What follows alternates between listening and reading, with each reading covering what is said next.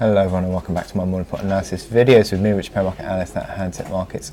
On Wednesday 17th of April, let's have a look at sterling dollar now, which remains within these converging trend lines. It's incredible, isn't it, in the last sort of couple of weeks how these trend lines have come ever converged, and still yet the market is to breach them.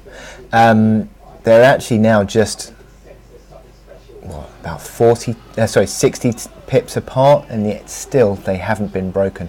Yesterday's candle actually oscillated between the two lines. The market's just held up a touch today. You've just had out UK inflation data, which missed estimates, showed that inflation wasn't sort of beginning to turn higher. It actually stayed stagnant, stayed where it was.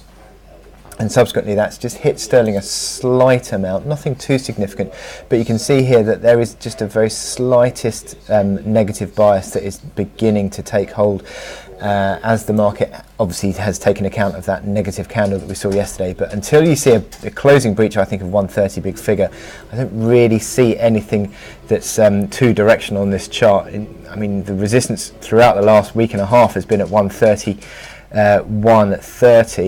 130, and I think until you see a closing breach above 32 big figure, again, I don't really see any real directional move. I think it's all playing out as part of this consolidation. What I would continue to expect to see is that these trend lines will be breached purely because of the consolidation rather than any real directional move.